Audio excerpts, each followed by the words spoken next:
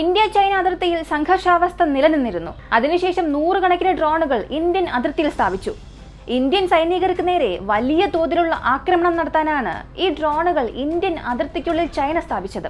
ഈ ഡ്രോണുകൾ ഇന്ത്യയുടെ അതിർത്തിയിൽ പ്രവേശിച്ച ഉടനെ പെട്ടെന്ന് പൊട്ടിത്തെറിച്ചു.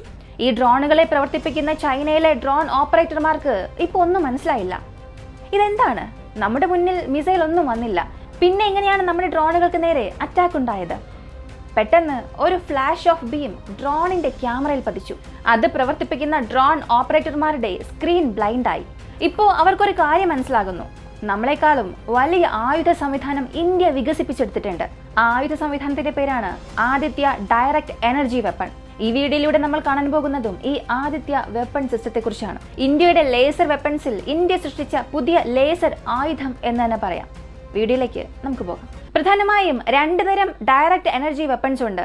ഒന്ന് ദൃശ്യവും മറ്റൊന്ന് അദൃശ്യവുമാണ്. കണ്ണുകൊണ്ട് കാണാൻ കഴിയുന്നത് ഈ ലേസർ ബീം വിഭാഗത്തിൽ വരും. അദൃശ്യമായതിനെ സംബന്ധിച്ചിടത്തോളം അതിനെ ഇലക്ട്രോ മാഗ്നറ്റിക് പൾസ് എന്ന് വിളിക്കുന്നു. അദൃശ്യ തരംഗങ്ങൾ ഉപയോഗിച്ച് എതിരാളിയുടെ ഇലക്ട്രോണിക് സംവിധാനങ്ങളെ ആശയക്കുഴപ്പത്തിലാക്കുന്ന സാങ്കേതിക വിദ്യയാണിത്. അതിനായി കോളിംഗ് എന്നൊരു സംവിധാനം ഇന്ത്യ വികസിപ്പിച്ചുകൊണ്ടിരിക്കുകയാണ്. ഇനി നമ്മൾ കാണാൻ പോകുന്നത് ആദിത്യ എന്ന ഈ ദൃശ്യമായ ലേസർ ബീം സാങ്കേതിക വിദ്യയെക്കുറിച്ചാണ്. ഇത് വികസിപ്പിക്കാൻ DRDO തുടക്കം മുതലേ കഠിനമായി പരിശ്രമിക്കുന്നുണ്ട്. DRDOയുടെ ലേസർ സയൻസ് ആൻഡ് ടെക്നോളജി സെന്ററിന് കീഴിലാണ് ഈ ആയുധ സംവിധാനം വികസിപ്പിക്കുന്നത്. നമ്മൾ അതിന്റെ ഫിസിക്കൽ സ്ട്രക്ചർ നോക്കിയാൽ ഗ്യാസ് എനർജിയിൽ നിന്ന് ഒരു ലേസർ ബീം എങ്ങനെ നിർമ്മിക്കാമെന്ന ലളിതമായ തത്വത്തിലാണ് ഇത് പ്രവർത്തിപ്പിക്കുന്നത്. ഒരു ചെറിയ ട്രാക്കിൽ ഘടിപ്പിച്ച ലേസർ ബീം ആയുധമാണെന്ന് പറയാം.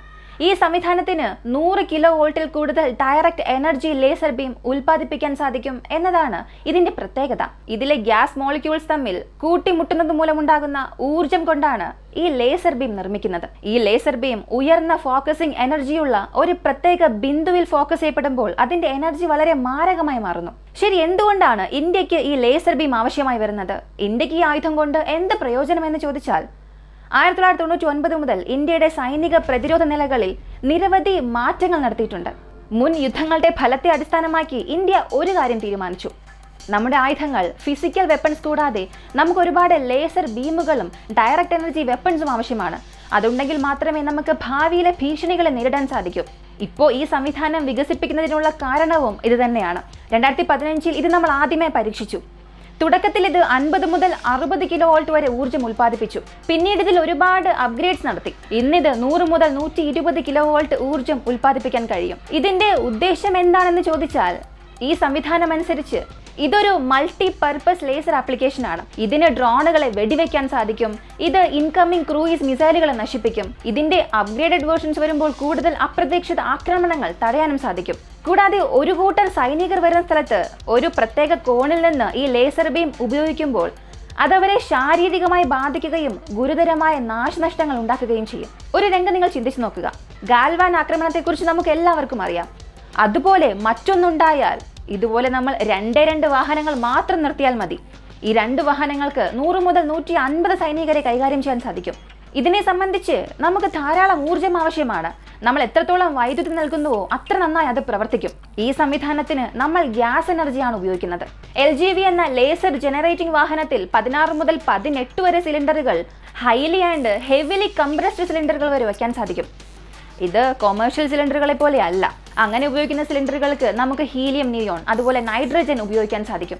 ഇതിന്റെ ഉപയോഗം അനുസരിച്ച് അതിലെ ഗ്യാസ് എനർജി പൂർണ്ണമായും ചോർന്നു പോകുന്നത് വരെ എത്ര നേരം നമുക്ക് പ്രവർത്തിപ്പിക്കാനാകുമെന്ന് ചോദിച്ചാൽ 24 മുതൽ 26 മണിക്കൂർ വരെ എനർജി ഉൽപ്പാദിപ്പിക്കാൻ ഇതിനാകും. മാത്രമല്ല എല്ലാ കാലാവസ്ഥയിലും പ്രവർത്തിപ്പിക്കാനും സാധിക്കും. ഈ ലേസർ എനർജി വെപ്പൺ എന്നത് നേരിട്ടുള്ള ഒരു എനർജി വെപ്പണാണ്. ധാരാളം മേഘങ്ങൾ ഉണ്ടായാലും മഴക്കാലത്തായാലും അത് എങ്ങനെ ഇത്രയധികം പ്രകടനം നടത്തും? അതിന്റെ പ്രകടനത്തെ ഇത് ബാധിക്കില്ല എന്ന് ചോദിച്ചാൽ നിങ്ങൾ ചോദിക്കുന്നതും ശരിയാണ്. എന്നാൽ ഇതിനൊരു പരിധിയുണ്ട്. 2017 ഇത് പരീക്ഷിക്കുമ്പോൾ 2 കിലോമീറ്റർ മാറിയുള്ള വളരെ കട്ടിയുള്ള ഒരു ഡ്രോണിനെ പോലും ഇത് പൂർണ്ണമായും കത്തി നശിപ്പിച്ചു. ധാരാളം ഈർപ്പമുള്ളപ്പോഴായിരുന്നു അവർ അത് ആദ്യമേ പരീക്ഷിച്ചത്.